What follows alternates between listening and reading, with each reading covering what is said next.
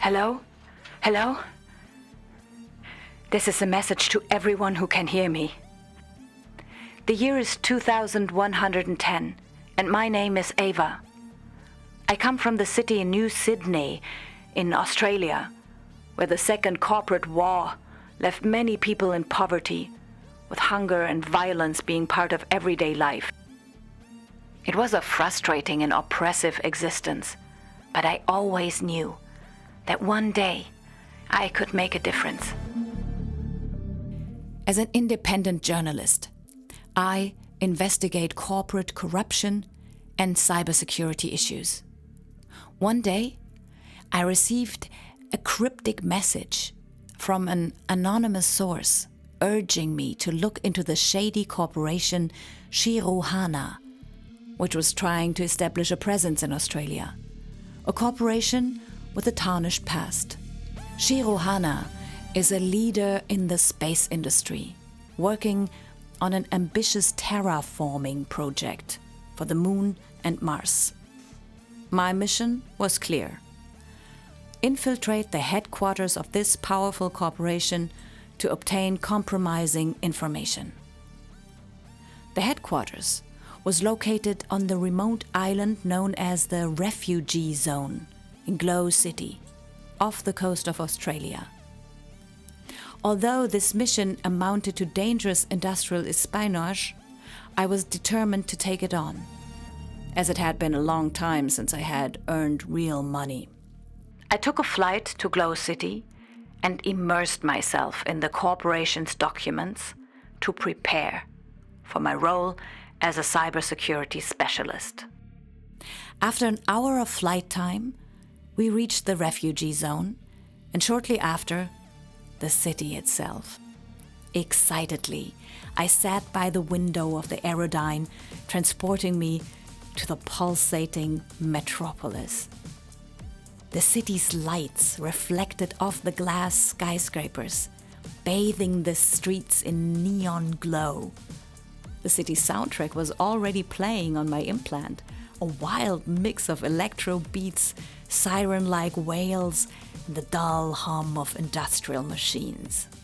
My heart raced as I entered this dazzling city so different from my home. As the aerodyne finally descended into the futuristic harbor, I was greeted by a blast of hot, sticky air. The smell of burnt metal and broken electronics stung my nose. I pushed through the crowded corridors of the harbor, feeling the energy and chaos of the city around me.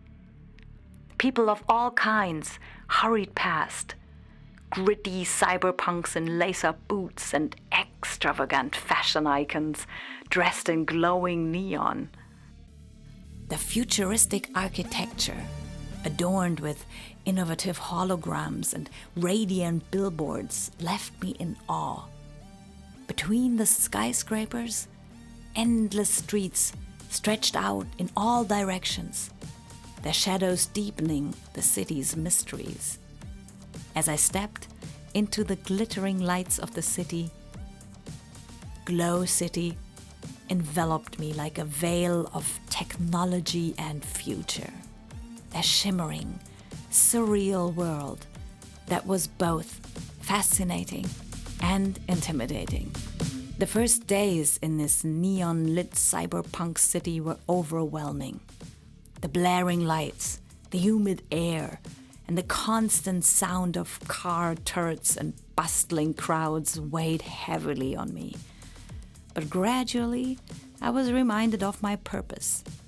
I had settled into this dystopian world as a hacker, ready to get to work. Thanks to my technical expertise and extensive digital connections, I finally secured a position as a cybersecurity specialist at Shirohana. After 3 months of intensive work, I had gathered all the necessary information as well as the building plan. However, there was no discreet way to access the server room. I decided to infiltrate the access terminal instead. This allowed me to control the server's room connection with my hardware and tap into it. Now I only had to wait for someone to log into the network. The decisive moment had finally arrived after days of tense waiting. A senior executive from the corporation logged into the server network. With calm precision, he opened the files I had been searching for. A stroke of luck? Seizing the opportunity, I managed to copy the sensitive files onto my device. My heart began to pound wildly as I opened the files for the first time. With quick clicks, I scanned the documents point by point. Each file I opened revealed chilling details, far beyond anything I could have imagined. It felt like piecing together a dark and dangerous puzzle. As my eyes darted feverishly over the contents, I tried to extract the critical information. My hands trembled, whether from adrenaline, shock, or the realization of the magnitude of these revelations. Time seemed to stand still as I desperately focused on the key details I needed. Shiro Hana, the self-proclaimed Golden Corporation, was known in several countries for labor conditions resembling modern-day slavery. Workers were recruited and transported to various construction sites and factories where their passports were confiscated. Any contact with the outside world was denied. Those who fell ill lost their jobs without compensation, and anyone who dared to oppose the corporation disappeared without a trace. Eventually, I came across a report describing the attack on the space elevator and the XLSS-9 station. The space elevator, built in Dubai in 2105, was still fresh in my memory from the news. But what I uncovered froze my blood. The devastating nuclear disaster that claimed so many lives had been orchestrated by Shiro Hana. I was profoundly shaken. The XLSS-9 station was the core asset of Shiro Hana, housing a space elevator that enabled the seamless transport of heavy containers, as well as commuting between Earth and the station, creating a direct connection to outer space. The report revealed the horrifying truth. Shiro Hana had deliberately detonated a nuclear bomb at the base station of the space elevator. The catastrophic blast wasn't an accident, nor an act of external aggression. It was a calculated move by the corporation itself, a cruel measure to cover up their unethical experiments. The explosion claimed countless lives, leaving families in mourning and a world in shock. It was an unimaginable disaster that shook humanity to its core. But the injustice didn't end there. The responsibility for this heinous act wasn't pinned on the actual perpetrators. No. Shiro Hana shifted the blame onto a former employee, Kaido. Kaido was made the scapegoat, his career and reputation destroyed in the cruelest manner, while the true culprits walked free. I stared in disbelief at the words on the screen before me.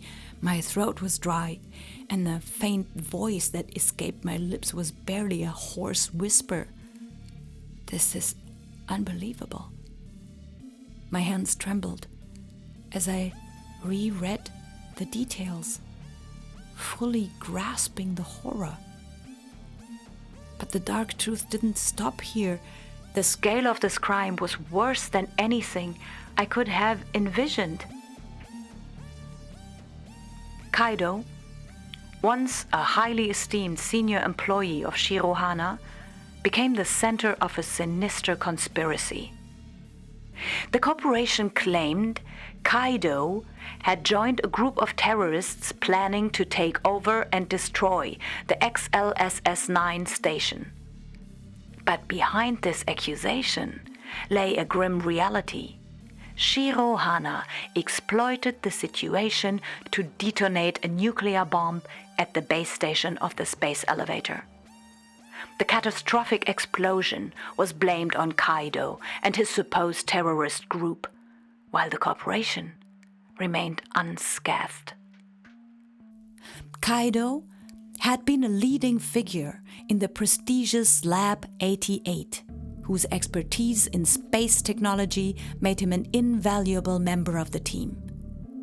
But this position ultimately led to his downfall. Kaido and his colleagues from Lab 88 were suddenly arrested, without warning, without explanation. They vanished, without a trace, in the impenetrable catacombs of the corporation, a labyrinth inaccessible to outsiders. No one could determine where they had been taken or what had happened to them. It was as if Shirohana had erased them from existence, silencing their voices and stories forever. The residents of the refugee zone live in constant fear of Shirohana's operations. The corporation controls the island's resources and the population's survival. Resistance is met with abduction or forced labor. Kaido was used as a scapegoat to shield the real perpetrators. Damn. I'm back home now, hoping I can escape this island in one piece. I must make this information public.